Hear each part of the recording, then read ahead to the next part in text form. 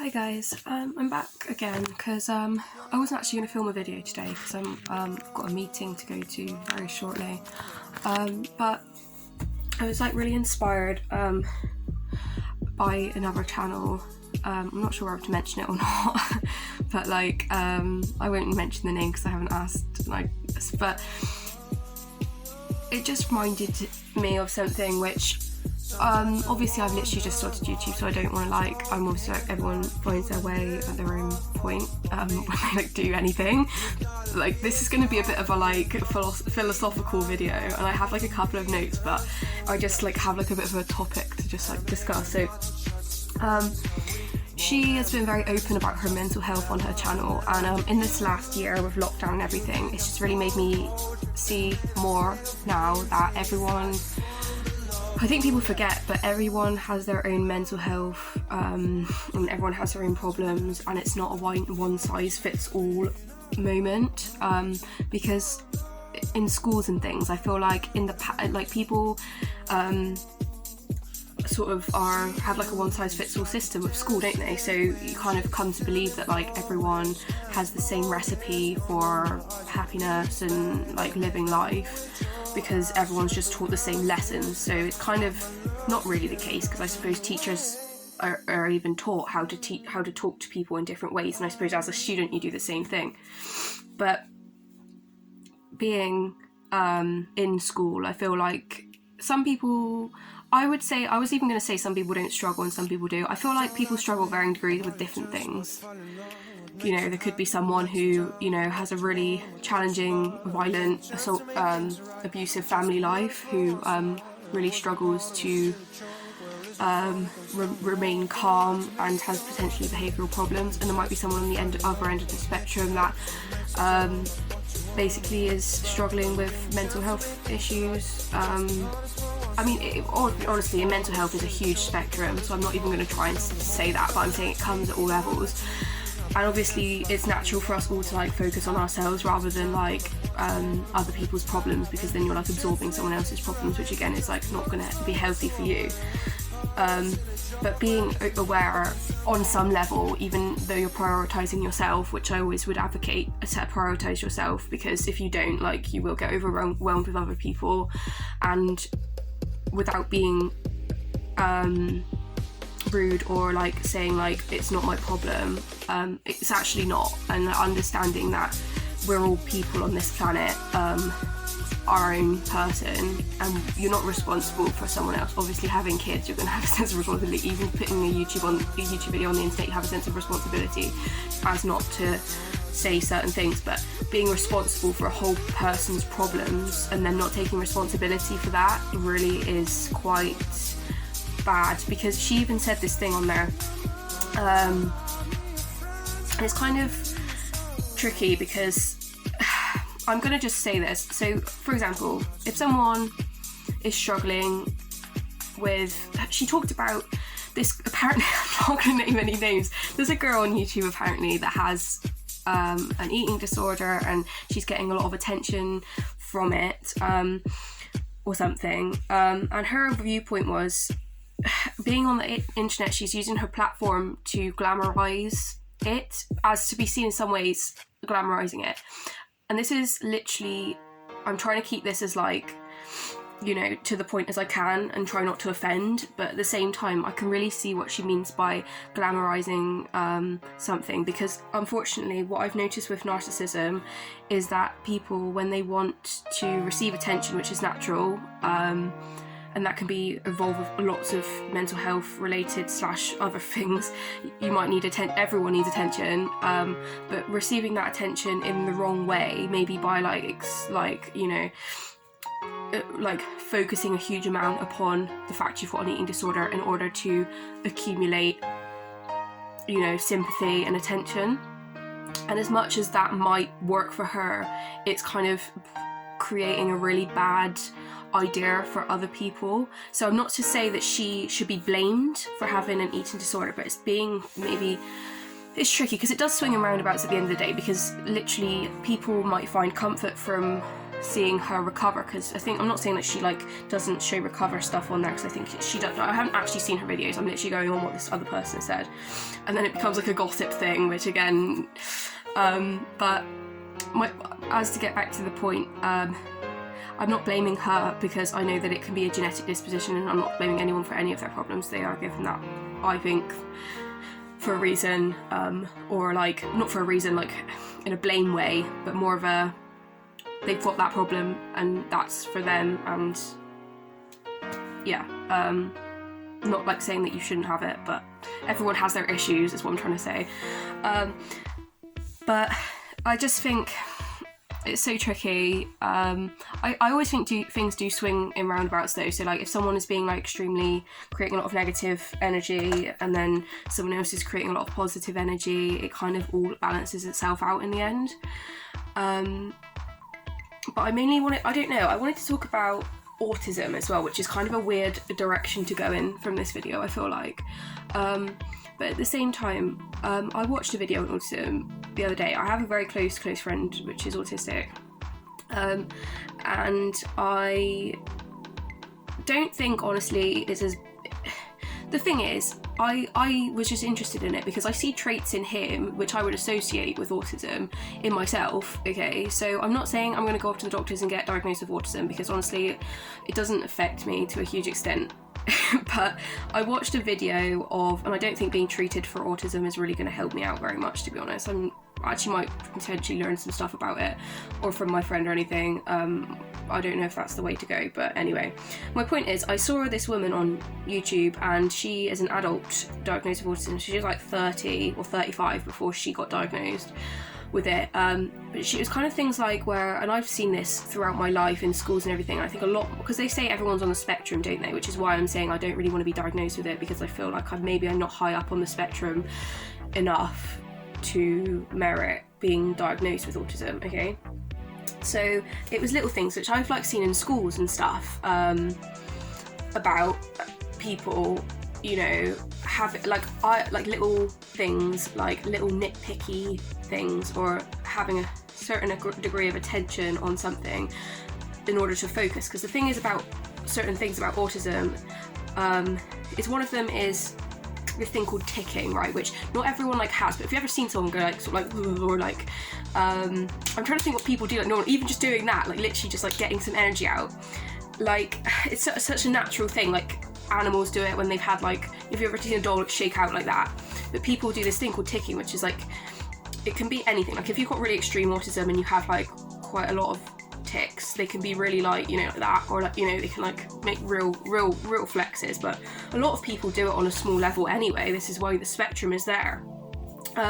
Another thing I've noticed is literally so the fact it's the control element of certain things in life. So it might be, you know, being really stringent and like detailed about your work, which again is not necessarily seen as an autism trait.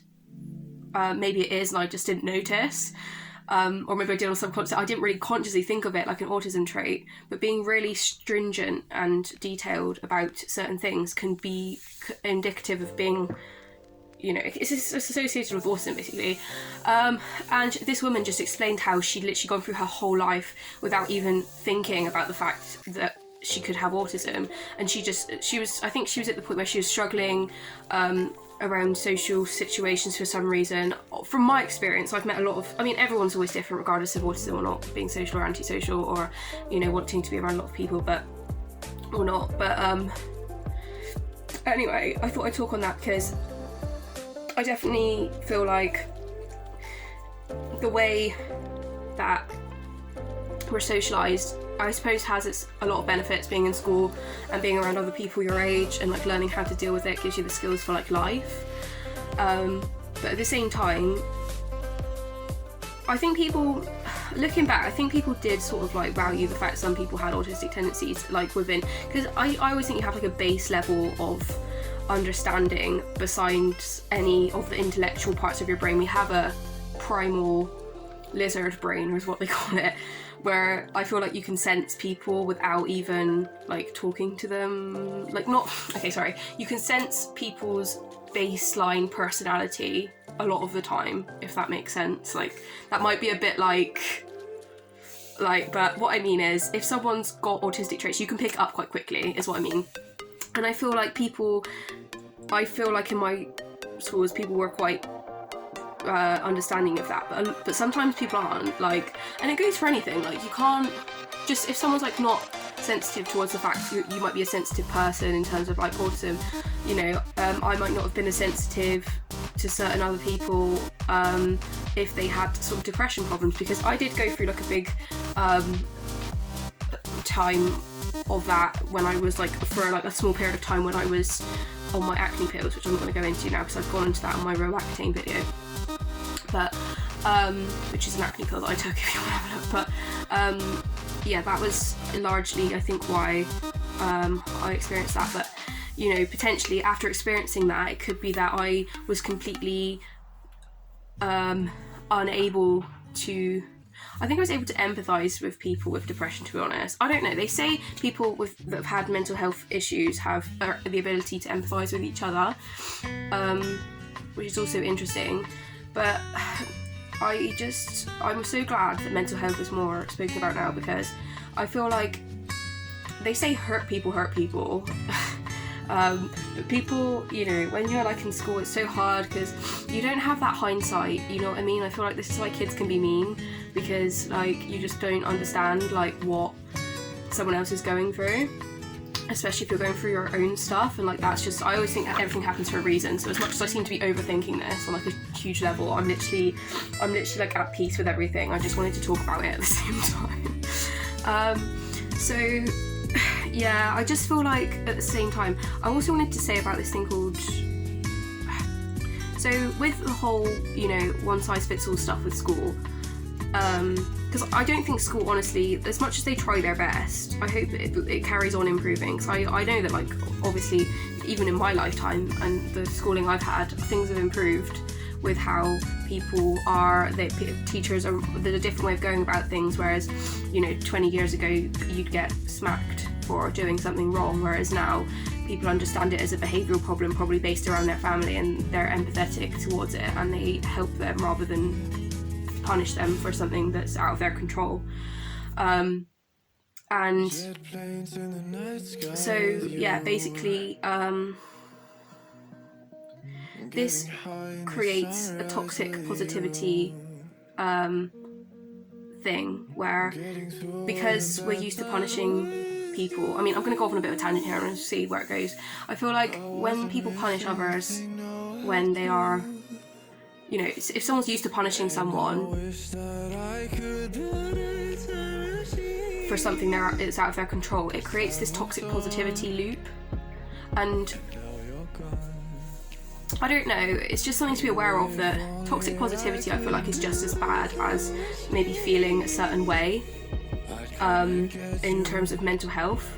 So listen, I'm actually like putting so many levels to this, but I feel like toxic positive productivity, which I've spoken about in another video called Toxic Productivity, in schools, which basically means that you are consistently working basically too hard, acting like you're a machine even though you're a person. And not only are you a person, people have extremely different needs. One person, I mean, we have similar needs, but we have different needs at that moment, you know what I mean?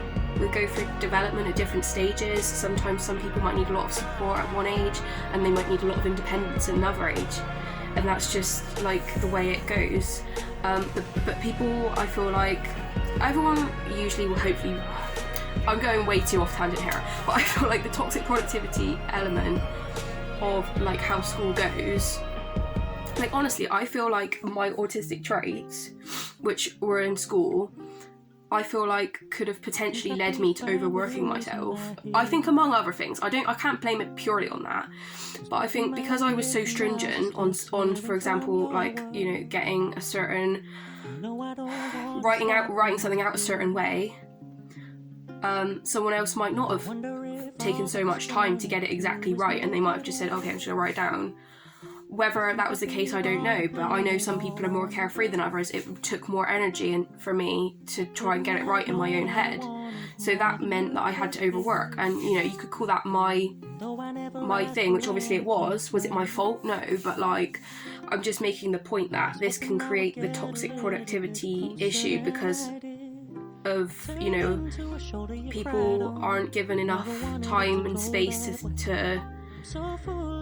to work at their own rate because it's such a one-size-fits-all system. Because unfortunately there's a group of people that can't or don't want to deal with school, so they go off to separate work skills academies, and I'm being so like general about this, but I'm just touching on it. So obviously you get the people that really like can get expelled, or they can't cope for mental health / you know, whatever, and they go to like a separate work skills or like autistic related school.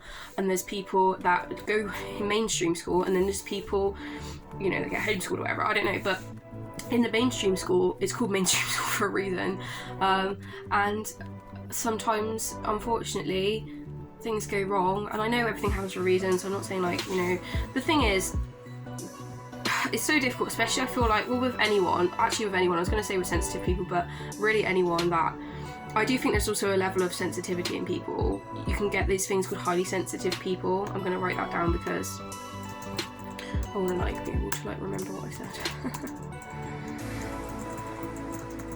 So there's actually like an acronym for it, like HSP, so like highly sensitive people, and this can become a thing, or you can be born with like traits, like genes or whatever, that mean that you're just like higher sensitivity to things than other people.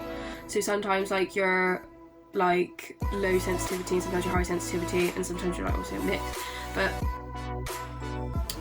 these can like be triggered by like stressful events, or yeah, it can be genes. But that's just interesting to realise as well, because like maybe like I was more attuned to talking and things when I was younger, so I used to find it kind of difficult to like, I feel like I grew up in a really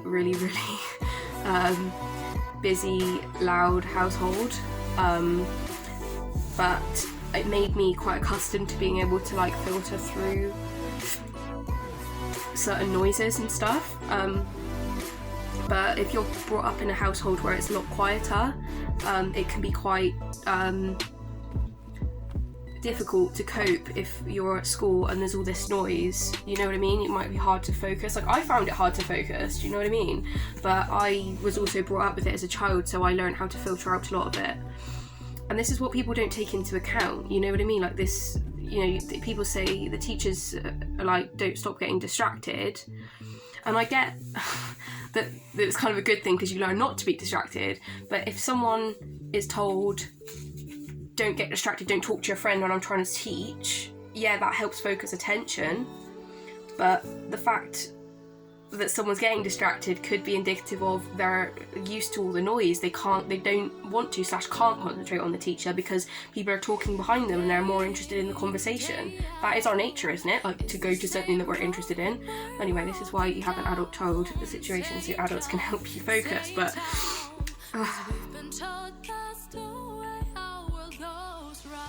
so yeah, the last thing I'll talk about is positive changes in awareness. I just think over last year I've just seen so many people struggle with certain things that I don't, and seen myself struggle with things that other people don't, and it's just shown me how important awareness is of like these things, and as not to take advantage for a start. So not to, if someone's got depression and they're highly, they like to help you out, as not to like, you know, take the piss really, or allow them to do too much for you if that's the way they swing. Or if they have extremely autistic tendencies, or they're easily triggered with behavioural problems because they're extremely sensitive or they have past trauma, not to trigger them and do things that upset them, or, you know, push someone's buttons in order to make them flip out, basically. Like, don't trigger someone. And sometimes I think it's one of those things like the shadow self. I've spoken about the shadow self in my psychology video. I've literally quoted like 4 of my videos in this. But I feel like sometimes people, and again, this is our nature, is to have some sort of cognitive dissonance, as they call it, which is basically not looking at the whole truth, but you can never see the whole truth anyway, so cognitive dissonance is just normal. Because I've really got on the ads of narcissists for doing this, but I suppose we all do it. And obviously narcissism is an issue, but you see what I mean.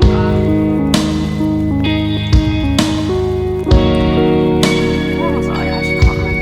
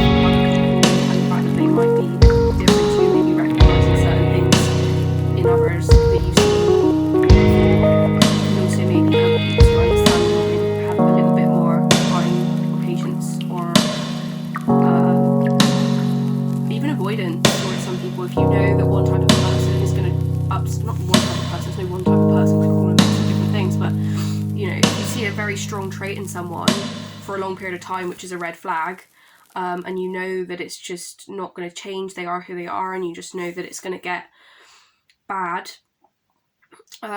ditch it. You know, I always think everyone's good, but if they've got things in them that you can't handle or you don't want to cope with, let it go, because if you don't, you're in the wrong.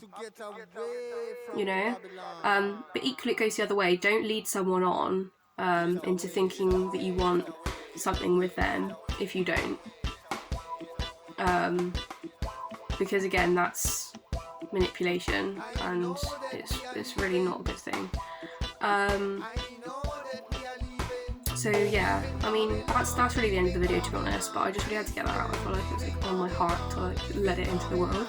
So yeah, but thank you for watching this video, and I hope you enjoy my chit chats, and I'll be back soon enough.